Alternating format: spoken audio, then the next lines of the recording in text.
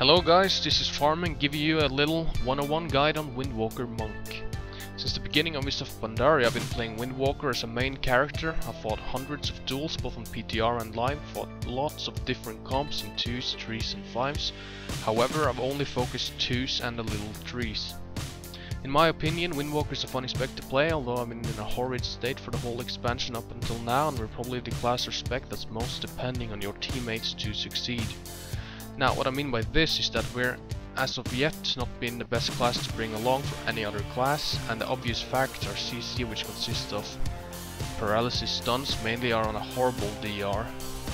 Now, the DR on paralysis goes with Druid Hibernate, Hunter Freezing Trap, Hunter Wyvern Sting, Mage's Polymorph, and Ring of Frost, Paladin's Repentance, Priest, Shackle, Undead, Rogue Sap, and Gouge, Shaman Hex, Pandaren Quaking Palm, and Warlock, Succubus, Seduction, and Mesmerize.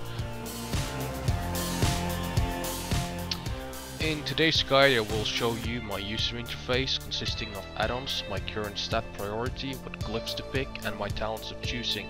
After we're done with the boring parts, I'll get on to showing you some video footage from random battlegrounds. Now obviously this isn't an ideal place to show off the strengths and weaknesses of the Windwalker Monk, however it will give you a basic understanding of how to play. Now no one is perfect and you'll definitely see some mistakes on my part in these videos.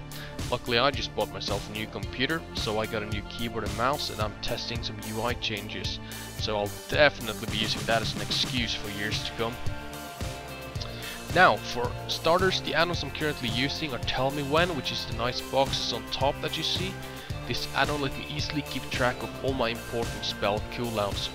Gladius X is an add-on for arena frames, and the main difference between Gladius and Gladius X is mainly the ability to track enemy cooldowns.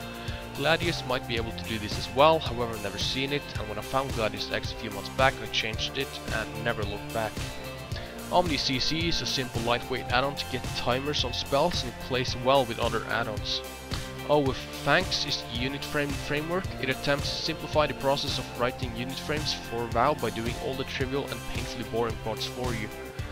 Plate Buff is a commonly known add-on in the PvP community, and is an add-on people who have watched movies of have scratched their hair off trying to find.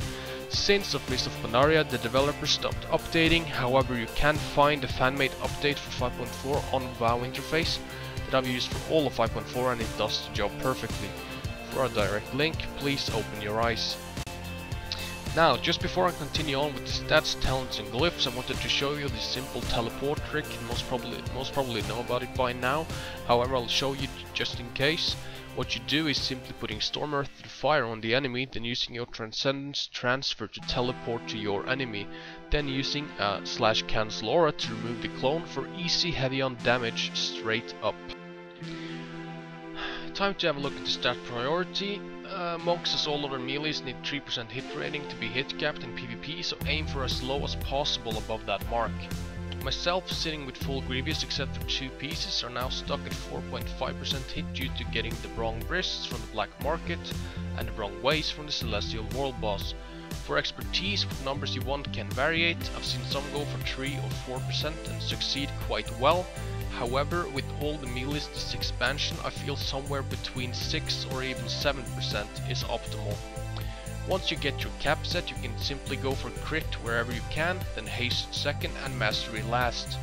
With yet another mastery change and the nice changes to Chi Brew, we now no longer get the 15% increased energy regen, since we want to go with the Chi Brew talent. However, the increase in haste more than makes up for it, and we do now have a quite nice 1 minute burst cooldown. Alright, for glyphs I'll make it short. There's a few glyphs you might want to change between, majorly Glyph of Nimble Brew and Glyph of Paralysis. I tend to most of the time have Glyph of Nimble Brew, although in some situations Paralysis is a lot better. It really depends on what comp you're playing.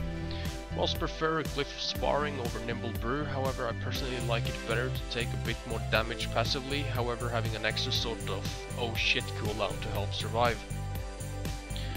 Well, I did actually promise some PvP in this video as well, so please enjoy, and I'll add more videos later focusing on arena gameplay. If you got any questions, you can usually find me on the European Monk forum or online as Farming on Grimbatol. Anyway, thanks for watching.